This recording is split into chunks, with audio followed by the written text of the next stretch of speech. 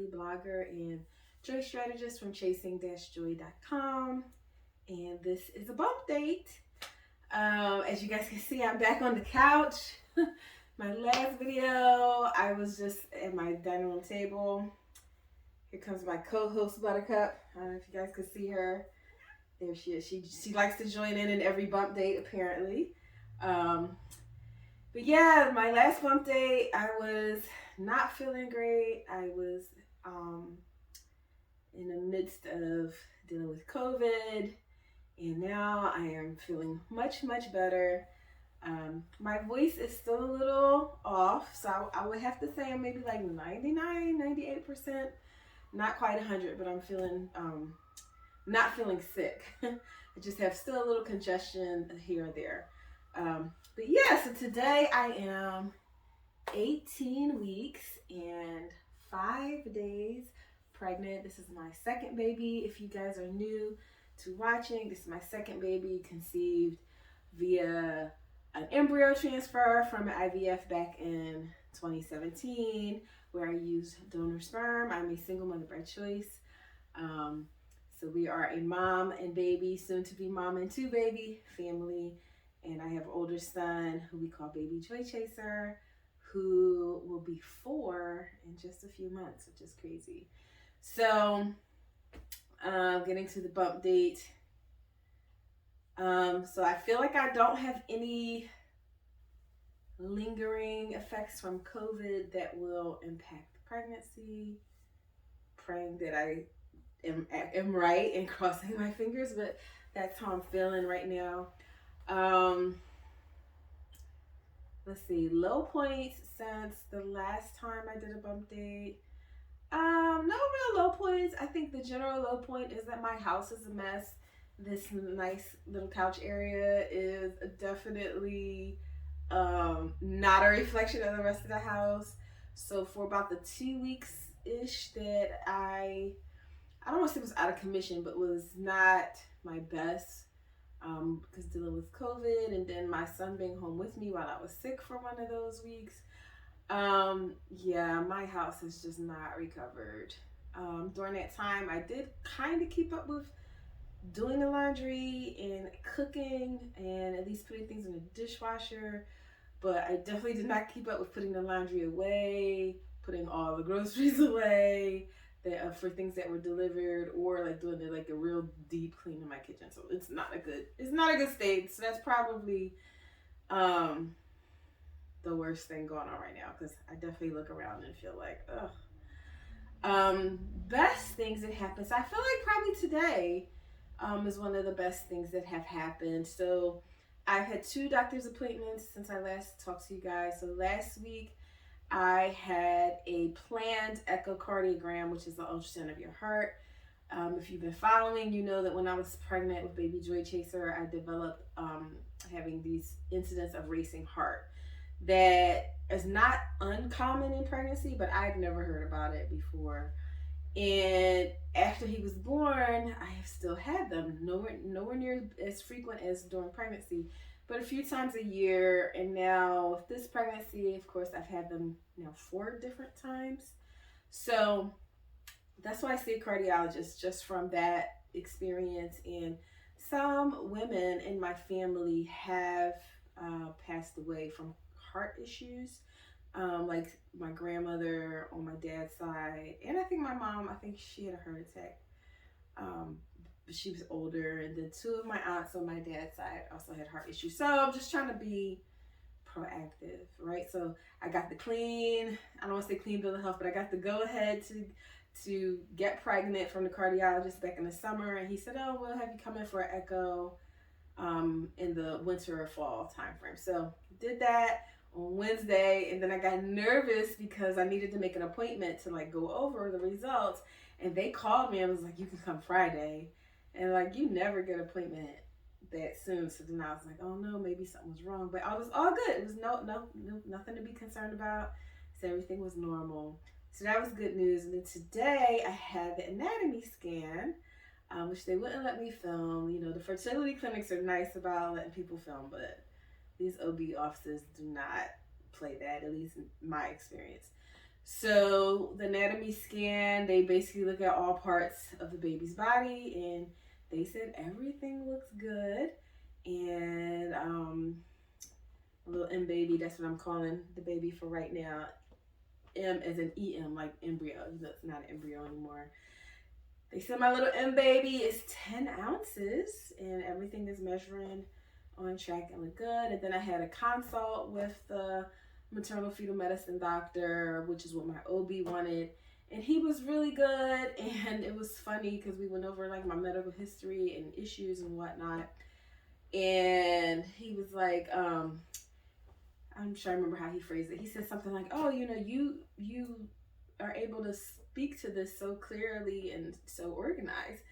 And I was like, "Thanks." But then it made me wonder, like, well, how people be talking in here, like, um, because I was just giving him the rundown of what my experience was, and why I felt that they wanted me to see him. I didn't think it was anything special. But so basically, they wanted me to see him because I had gestational diabetes with baby joy chaser, and I am in the pre-diabetic range, and I was on metformin to assist me with getting pregnant both times, and I've still been on metformin.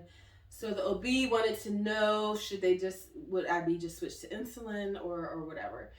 So that appointment went really good. I was nervous because I was like, I don't want to leave this appointment feeling sad and overwhelmed because we're going to go over all these potential issues.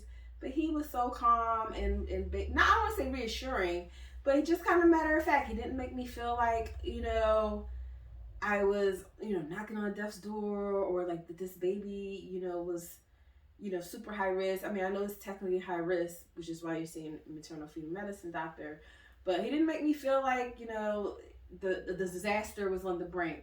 And he basically said we could just keep the status quo. So the status quo has been, I have been calling in my blood sugars. Let me rephrase. I have been reporting my blood sugars when the blood sugar lady calls me. Which has been about every 10 days or so. And they're monitoring fasting and 2 hours after meals.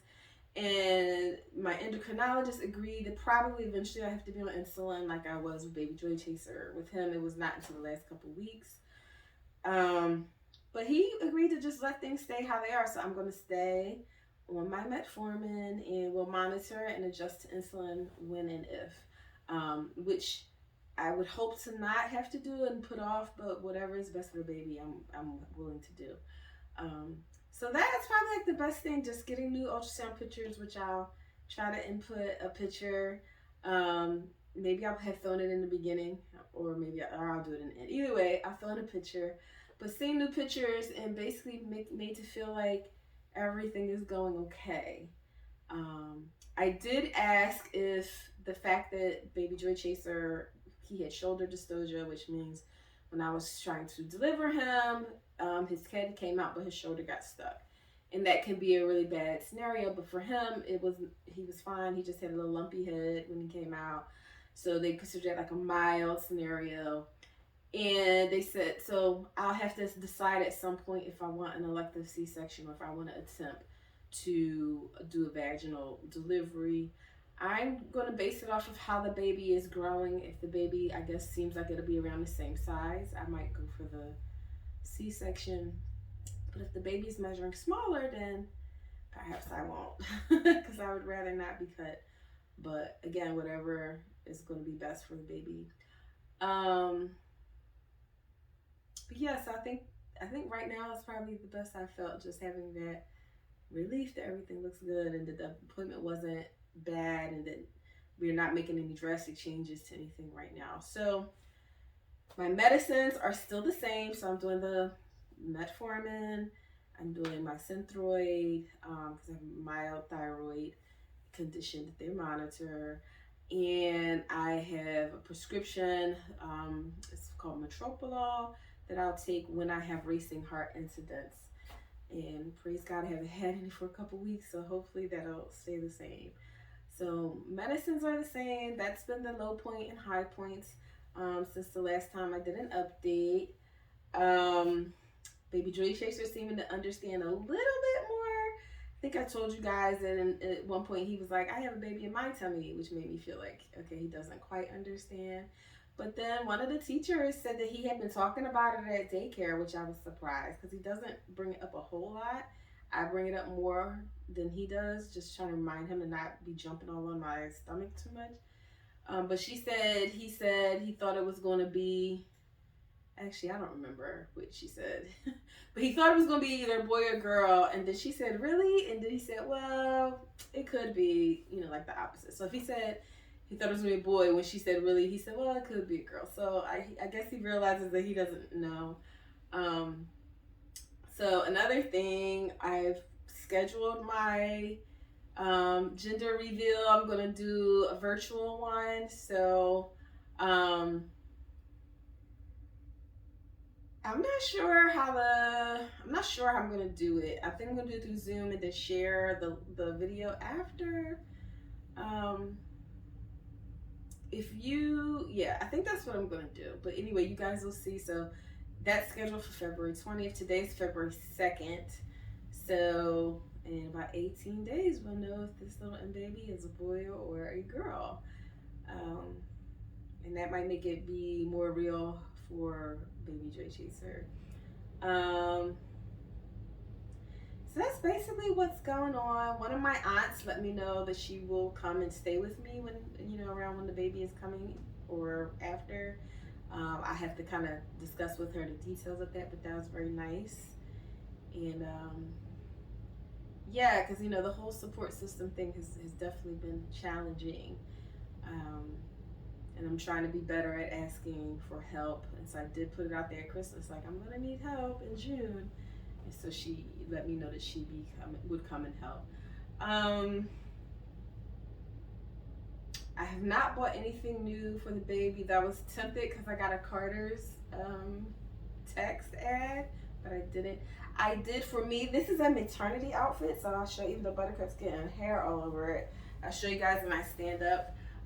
But this is from Target, and I thought it was kind of cute. It's a little different than my norm. I don't wear a lot of sweatsuits or the jogging sets, whatever you call this, but I liked it. So that is new. I have started setting up a registry, and I did decide to do a meal train because I know I'm not going to want to be cooking when I have a newborn here, but we'll still need to eat. So but yeah, so that's it. You got anything to add, Buttercup? Did I forget anything? No, just give you more rubs. Okay, so that's all for now. I'm going to show you what the bump looks like. I am a little bigger. I won't say it's hard when you're a plus size girl. You don't always show how people think you're going to show. But this is what I'm looking like at 18 weeks and 5 days. From the front, from the side. So this shirt, is like a little too tight down here. So that's definitely kind of where the bump is. Up here is just my normal fluff. And you can see this maternity shirt will stretch in the tummy area. And then right from the back and the other side. So everything is going well. I feel good about the appointment today. And let's see. What should we put for the emoji? Buttercup, what should we put for the emoji? How about we put a cat emoji? Because Buttercup is crashing every single bump date this time. So thank you guys for watching. Let me know in the comments if you have gender predictions of boy or girl. Yeah, let me know what you guys think. I have no clue. I have no clue. And if you watched to the end, thank you. I appreciate you. And please put the cat emoji in the comments so that I know that you watched to the end. And that's all for now. My next appointment is this Friday, just a regular OB appointment. So I'm thinking that's gonna be pretty uneventful. But so probably the next bump date will be after that, or maybe a little bit further as I get ready for the gender reveal. So, all right, thanks for watching.